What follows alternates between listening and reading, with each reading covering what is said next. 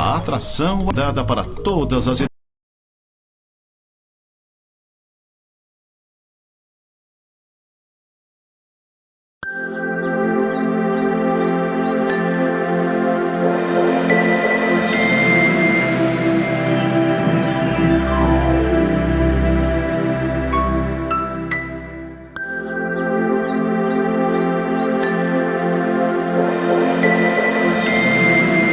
Olá, seja bem-vindo ao programa Semeando para a Vida Eterna. Esse é um programa da Igreja Presbiteriana de Lages.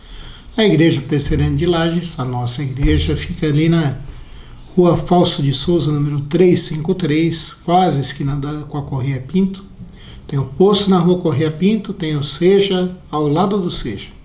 As nossas atividades principais são escola dominical às 9h30 da manhã e o culto à noite, às 7 horas da noite, todos aos domingos. Durante a semana nós temos várias atividades voltadas para as faixas etárias e os interesses. Nós somos uma igreja que estamos aqui há mais de 100 anos.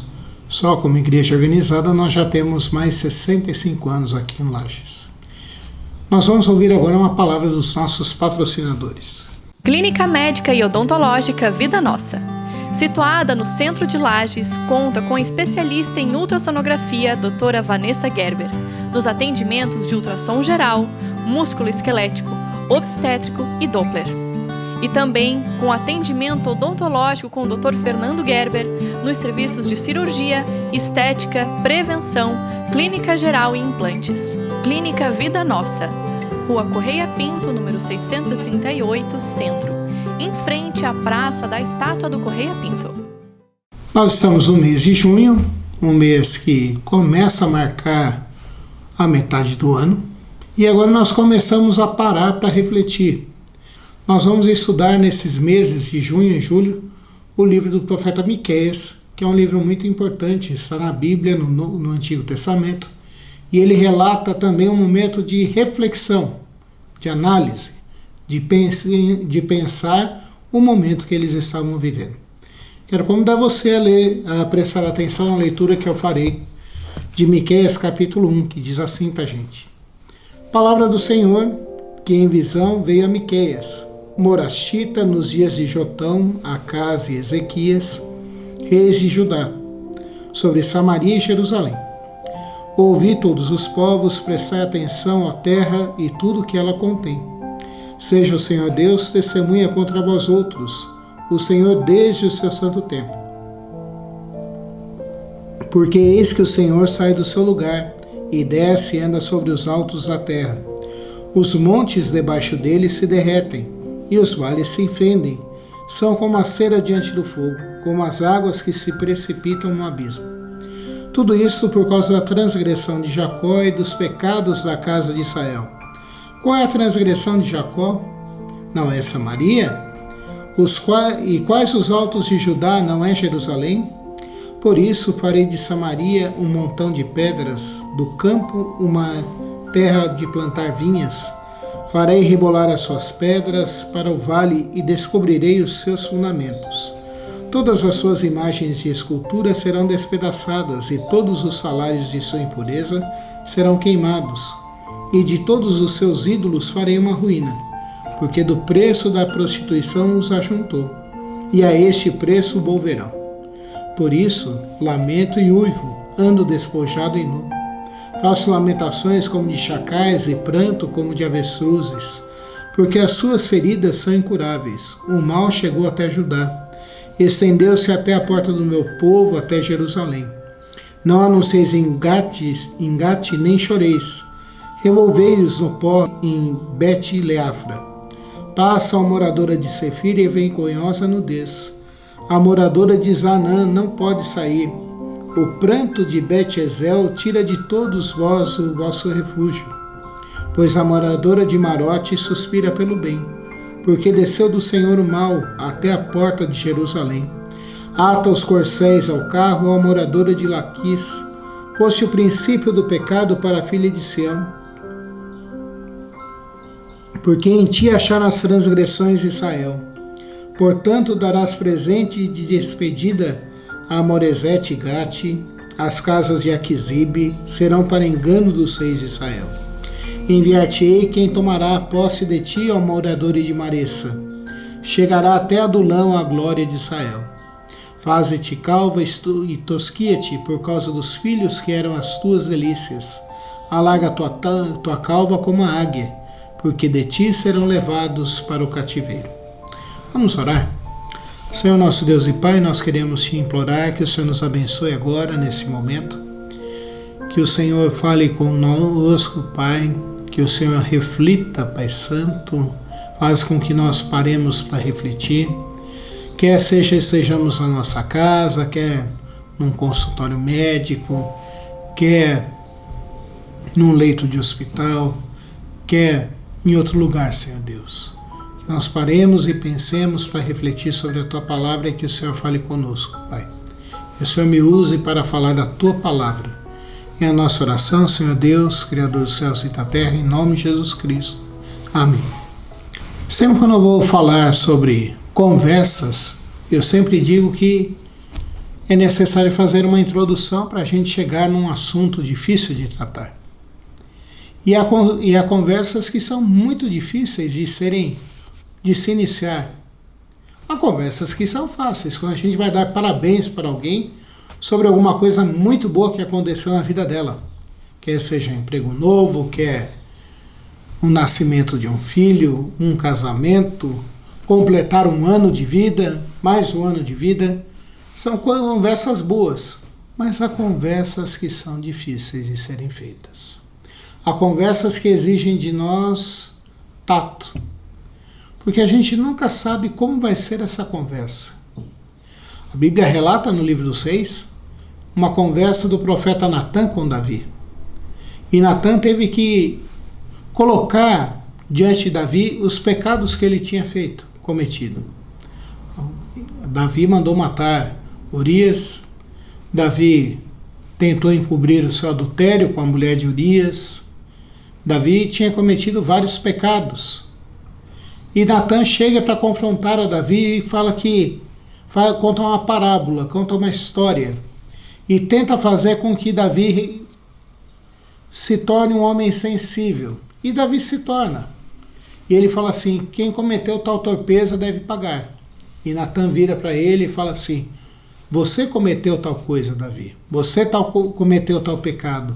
Você mandou matar Urias, você se deitou com Batseba, você gerou um filho nela. E por isso você deve ser confrontado e você deve pagar por isso. Davi se arrependeu daquele pecado e Deus transformou a sua vida. Miqueias aqui também vai ter uma conversa difícil com o povo de Israel. Uma conversa que faz com que o povo de Israel pare e pense. E eu queria convidar você para nessa noite nós refletirmos, ou nessa manhã refletirmos sobre isso. Momento de parar e refletir sobre como andamos. Há momentos na nossa vida que nós precisamos ouvir o que as pessoas têm a dizer sobre nós. Porque em algumas horas a gente pensa estar sempre cheio de si, cheio da razão. Mas aí a gente percebe que nesses momentos onde que a gente pensa que está com toda a razão, a gente não passa de um tolo, não passa de um bobo, que estamos fazendo um papel que não deve ser o nosso. E Miqueias faz isso com o povo de Israel. Miqueias aqui é um homem do campo, instruído, sabedor da Bíblia. Alguns estudiosos falam que ele foi um discípulo de Isaías, que é um profeta também, da mesma época dele. E ele é chamado por Deus para fazer com que o povo volte a andar com Deus. O propósito dessa conversa de Miqueias com o povo de Israel é: voltem a andar com Deus.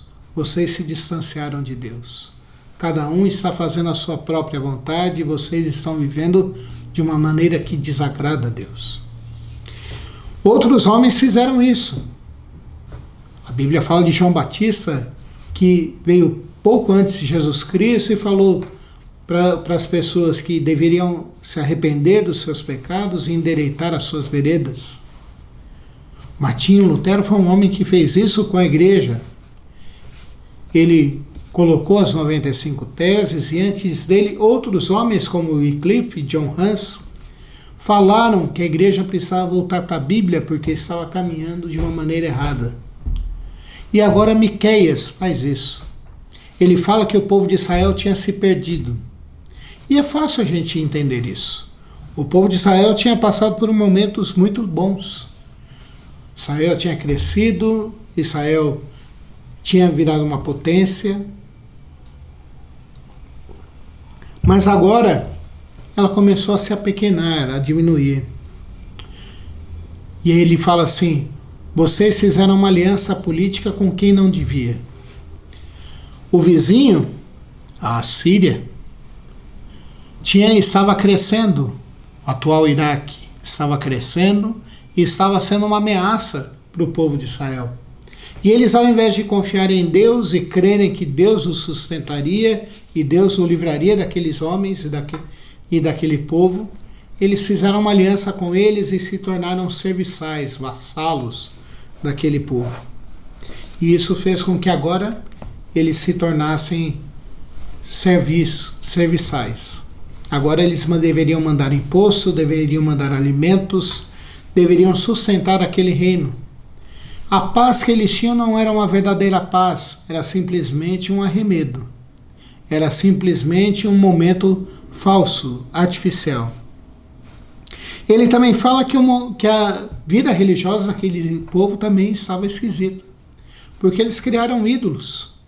Eles tentaram colocar criaturas no lugar de Deus. E a gente vê no primeiro mandamento, lá em Êxodo capítulo 20, dizendo assim: eu sou o único Deus. Ele fala: olha, vocês devem deixar de adorar e servir a esses ídolos, a essas imagens. E daí eles descumpriram o segundo mandamento, colocando imagens diante de si para adorarem e para cultuarem. E Miqueias fala: olha, vocês estão indo para longe de Deus. Eles também começaram a adorar a Baal, que era um ídolo pagão, que para sua adoração ele exigia até orgias sexuais, quando Deus nunca pediu isso do seu povo.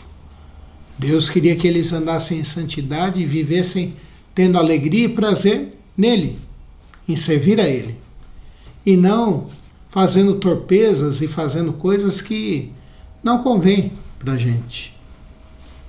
Mas por último ele também fala que esse povo, e isso está lá no capítulo 2, oprimia os mais pobres, roubavam a terra dos mais pobres, roubavam a comida dos mais pobres, roubavam os mantimentos dos mais pobres, e que cada um cuidava de si mesmo.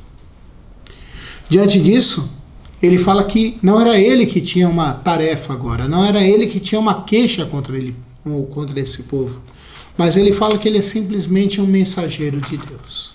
É isso que ele vai falar aqui dos versículos 3 até o versículo número 5. Ele fala assim: Deus tem uma queixa contra vocês. Deus está chamando vocês para justificarem e para se colocarem diante dele. Deus está chamando um tribunal para julgar vocês. E ele vai ser o juiz e vai ser o promotor. Bom, não sei quanto a você, mas se um dia eu precisar ir para um tribunal, eu vou tentar arrumar um bom advogado para me defender.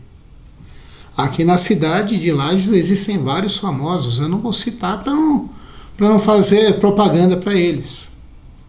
Com certeza, se eu precisar, eu vou procurar um deles, mesmo que custe muito caro. E vou esperar que eles consigam dar um jeito na minha causa. Vou esperar que eles consigam convencer o juiz. Agora imagine você. O juiz é Deus e o promotor é o próprio Deus. E ele chama como testemunha a sua criação, que não mente. Por que a criação não mente? Porque mentira é uma coisa nossa, humana. Nós homens, pecadores, mentimos. A natureza simplesmente testemunha tudo aquilo que ela sofre e vê. A chance de qualquer advogado ganhar essa causa é zero. É nula. É uma causa perdida. Ninguém poderia cuidar deles. Ninguém poderia ganhar essa causa. Ninguém poderia tirar a culpa e ninguém poderia fazer com que eles se tornassem agora vencedores. Era uma causa perdida.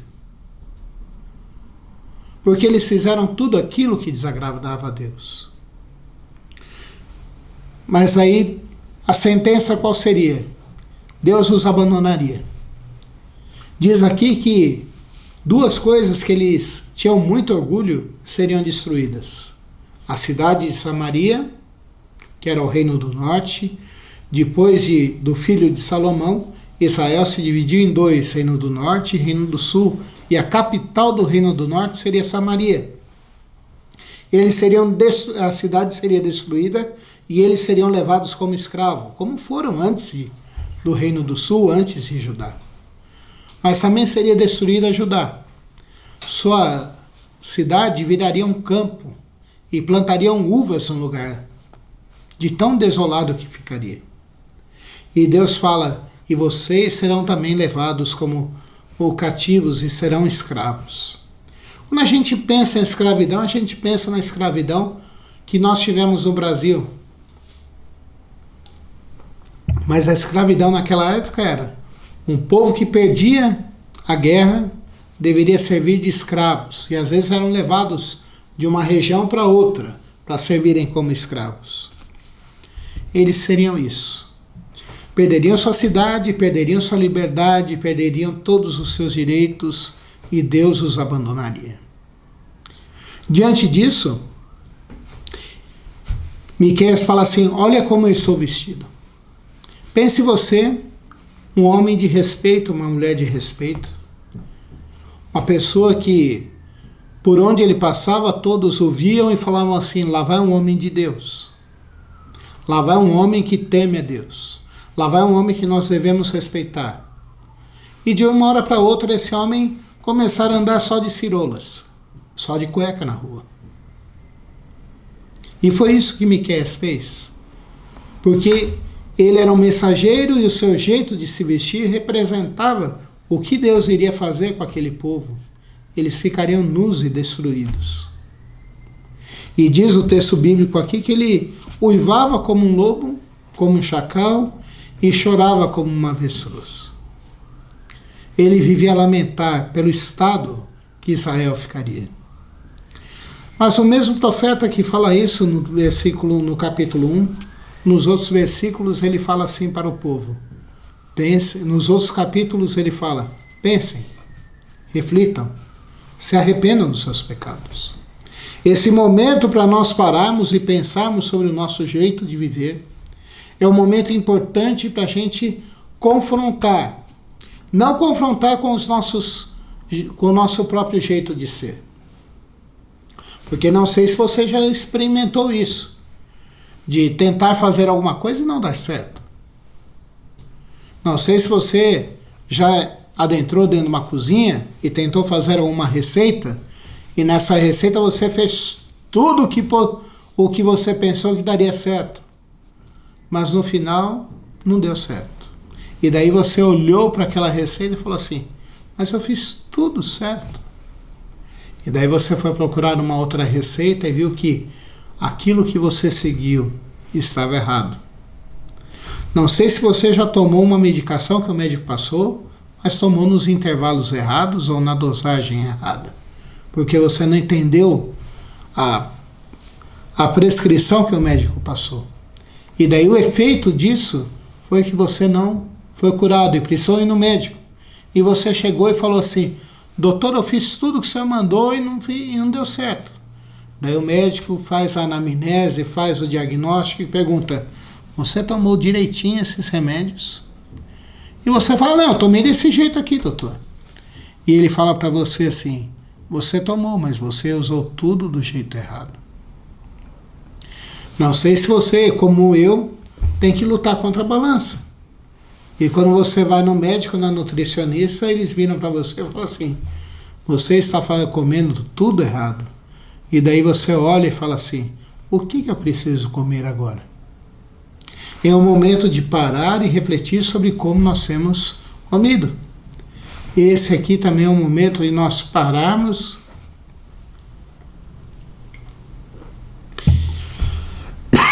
e refletirmos sobre como nós temos vivido de acordo com Deus.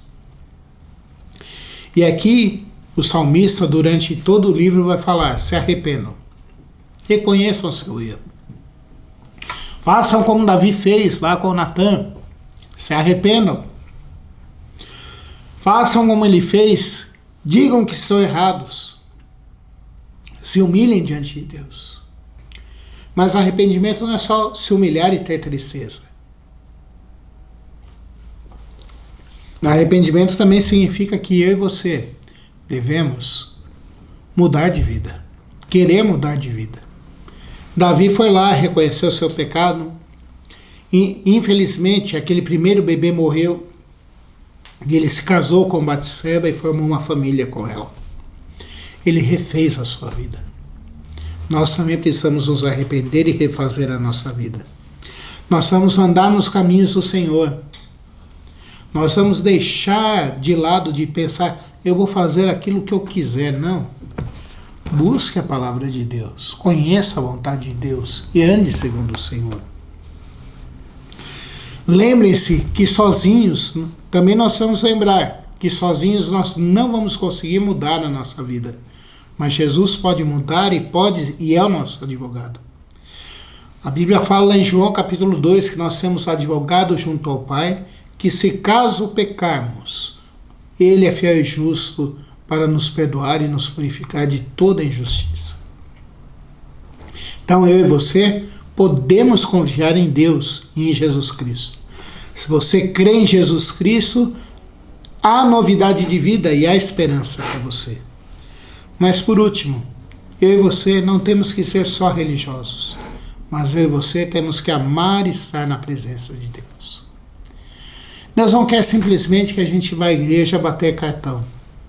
Deus simplesmente não quer que a gente vá somente no domingo, mas Deus se revela para nós no nosso dia a dia, e Deus quer que a gente ame estar na presença dEle no nosso dia a dia. Vamos orar.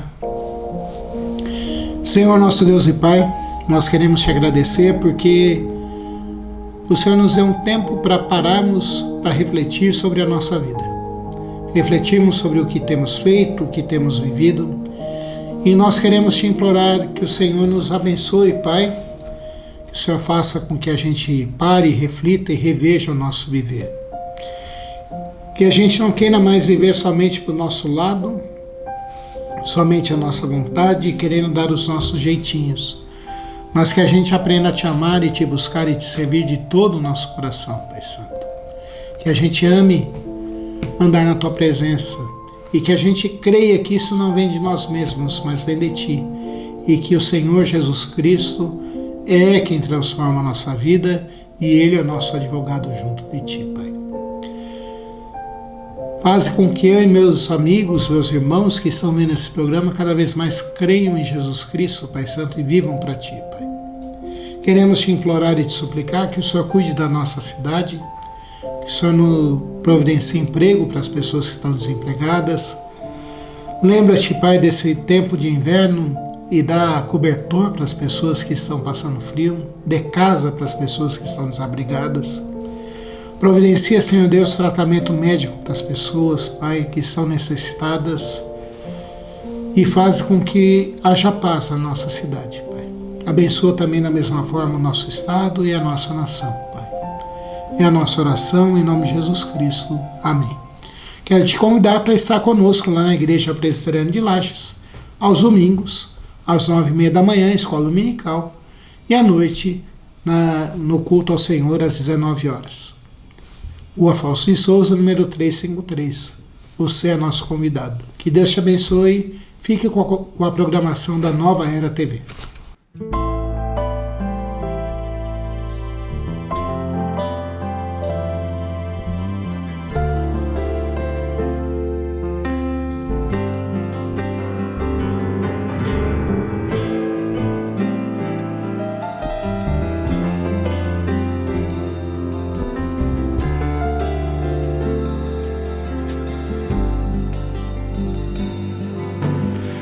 Vem e sopra sobre nós teu sopro.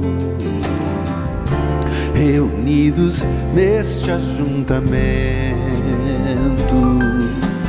honre e santifique este momento com a tua igreja, que é teu povo. Faz teu rio de paz correr no meio destes que por fé vem bem dizer-te, e a uma voz oferecer-te seus louvores, súplicas e anseios. Tu és o Senhor de toda glória, hoje e sempre, como foste outrora. No correr da história, revelando teu amor, Deus bendito, Rei e Salvador. Deus bendito, Rei e Salvador.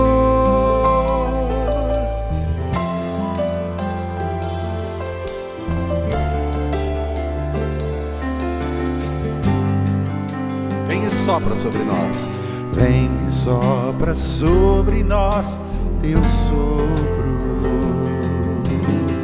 Reunidos neste ajuntamento, honre e santifique este momento com a tua igreja,